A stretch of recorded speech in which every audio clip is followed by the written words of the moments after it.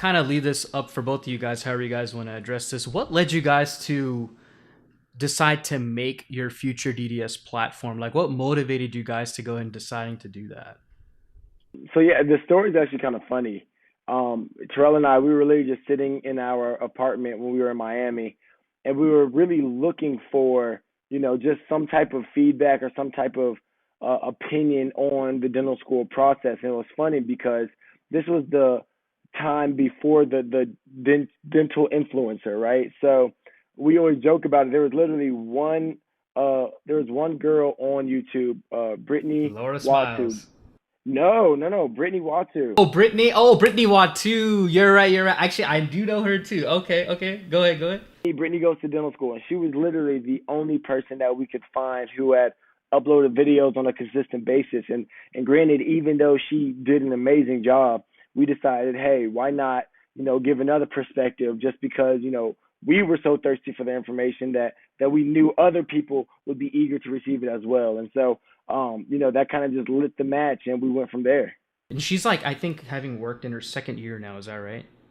Yeah, she was 1 year older than us, I believe. It was very interesting how it happened. It's funny how Tyler said it really was a funny story. It was very ironic how we were having similar conversations or had similar goals or aspirations of doing it on our own, and it was a random conversation that we were both having with other people, other friends of ours at the same time. And obviously just sat down, decided to really sit down and think through the ideas that we both had, trying to create that big brother or big sister at each school, which kind of inspired one of our series that we ended up doing. And yeah, it just kind of flourished from there very organically. And started from recording a mock intro on the wall in our living room to evolving into us just setting up a camera just to start talking to the first week of school, and it's obviously blossomed now to help a bunch of people. So yeah, it's kind of turned into what we wanted it to be and more, honestly. So One of the series that you guys do, I don't know what it's called, but it's when you talk to people at each school and like kind of get an input of what their school's about. What is that series called again? Can you remind me? The Dental School Experience series. Right. Yeah, that. I mean, when people are applying to dental school, they're kind of going in blind. They're like, oh yeah, I think I can go here, but what you guys did really gives a snapshot for any applicant, be like, what can they expect? So that was a really good series. I really enjoyed that. So you guys just finished school. How do you feel in terms of your readiness for going out there and just performing everything that you've learned? Is there something you wish you could have done more of in school? Talk to me about that. I feel pretty prepared. I think that the thing about dentistry is like the more you do it, the more you feel comfortable. I kind of felt that even with like fillings, right? The first filling I ever did, it might have taken me the entire 3 hours, whereas by the time I graduated, I could do a filling in like, less than like around 20 minutes, and that's only going to continue to improve. Okay, so the great thing about dentistry, I think it's more so like you practice. It's the practice of dentistry, right? So the more and more you do of something, of course, you're going to get better and better of it. Of course, I'd much rather. I mean, would have preferred. I got a little bit more experience with like ortho, not ortho, but more so like dentures. Actually, definitely dentures.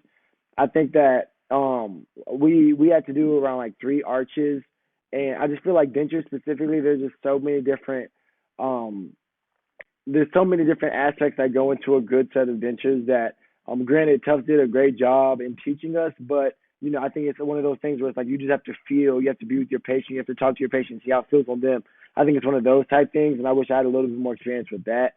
And also root canals, granted, I was one of the few who had the opportunity to do molar endo, and I was super excited about that. But I definitely wish I had a little bit more exposure. So, it is what it is. We always hear about, your first month of practice, you'll see more than you did in an entire semester of dental school, whatever it may be. So I'm okay with that. I've accepted that. And yeah, just kind of ready to see what this practice lifestyle kind of throws at me. I'd say definitely feel prepared. I think it goes back to what I was saying before about just knowing what you know, knowing what you don't know, and really drawing the boundaries for yourself as really, it's just going forward. But I think to piggyback off of a lot of things that Tyler said, I think just having more experience all around and doing everything, just more of everything. And through COVID, obviously we weren't able to. So obviously, some people got a lot more experience doing pros, or some people got a lot more experience doing dentures, some people got a lot more experience doing um endo and different things along those lines. So it's just I think just all around being able to see more cases would have been fun, or would have been cool to continue to develop. But I think at a certain point, it's just working on the field, and seeing more reps, seeing more X-rays, seeing more clinical cases, and obviously just continuing to look for those cases on our own, especially doing more independent study over COVID during the quarantine time, and really learning kind of how to hone those skills. I think will help us, especially going out. Um, into this first year, and kind of taking some CE classes, and just getting those reps up of seeing it, until we can actually put it into practice. But I think, yeah, I think for the most part, again, Tufts did a really good job of making sure everybody got experience seeing everything, but just being able to have more of it, which is just an unfortunate situation that we were in um, going forward. But yeah, definitely prepared, man. So, what's y'all's plan moving forward with FutureDDS now that you guys are established dentists?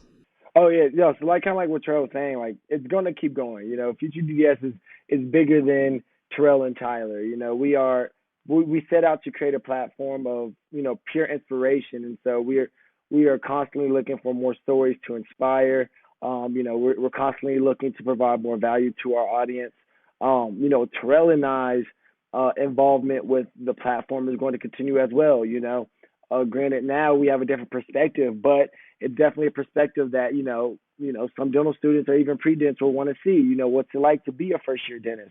And whilst us giving that perspective, we're still going to be able to tap in with dental students.